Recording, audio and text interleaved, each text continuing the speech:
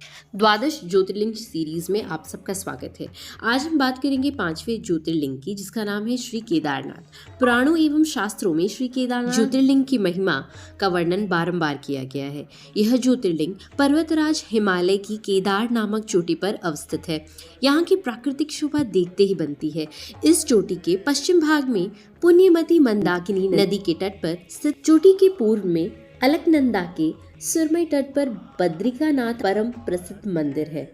अलकनंदा और मंदाकिनी ये दोनों नदियां नीचे रुद्रप्रयाग में आकर मिल जाती हैं।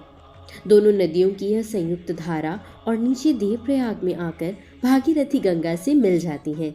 इस प्रकार परम पावन गंगा जी में स्नान करने वालों को भी श्री केदारेश्वर और बद्रिकानाथ के चरणों को धोने वाले जल का स्पर्श सुलभ हो जाता है। इस अतीव पवित्र पुण्य फलदायी ज्योतिर्लिंग की स्थापना के विषय में पुराणों में यह कथा दी गई है। पर्वतराज हिमालय के केदार नामक अत्यंत शोभाशाली श्रृंग पर महातपस्वी श्री नर और नारायण ने बहुत वर्षों तक भगवान शिव को प्रसन्न करने के लिए बड़ी कठिन तपस्या की। कई हजार वर्षों तक वे निराहार रहकर एक पैर पर खड़े होकर शिव नाम का जप करते रहे। इस तपस्या से सारे लोक में उनकी चर्चा होने लगी। देवता, ऋषि मुनि, यक्ष, गंधर्व सभी उनकी साधना और संयम की प्रशंसा करने लगे। चराचर के पितामह ब्रह्मा जी और सबका पालन पोषण करने वाले भगवान विष्णु भी महातपस्वी नर नारायण के तप की पूरी प्रशंसा करने लगे। अंत में शिवजी प्रत्यक्ष प्रकट होकर उन दोनों ऋषियों को दर्शन दिए।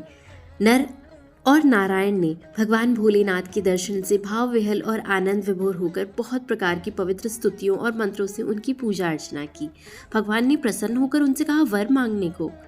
भगवान शिव जी की यह बात सुनकर उन दोनों ऋषियों ने उनसे कहा, देवाधिदेव महादेव, यदि आप हम पर प्रसन्न हैं तो भक्तों के कल्याण हेतु आप सदा सर्वदा के लिए यहाँ अपने स्वरूप को स्थापित कर दीजिए।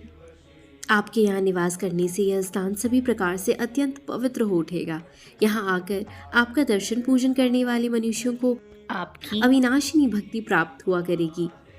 प्रभु, आप मनुष्य कल्याण और उद्धार के लिए यहाँ पर स्थापित हो जाए। उनकी प्रार्थना को सुनकर भगवान शिव जी ने ज्योतिर्लिंग के रूप में वहाँ वास करने को स्वीकार कर लिया और केदार नामक हिमालय श्रृंग पर अवस्थित होने के कारण इस ज्योतिर्लिंग को श्री केदारेश्वर ज्योतिर्लिंग के रूप में जाना जाता है। जय भोलेनाथ। ऐसी ही माइथोलॉजिकल कहानियों के लिए, नॉलेज के लिए सब्सक्राइब करिए डिवाइन टॉक्स विद स्वाति को।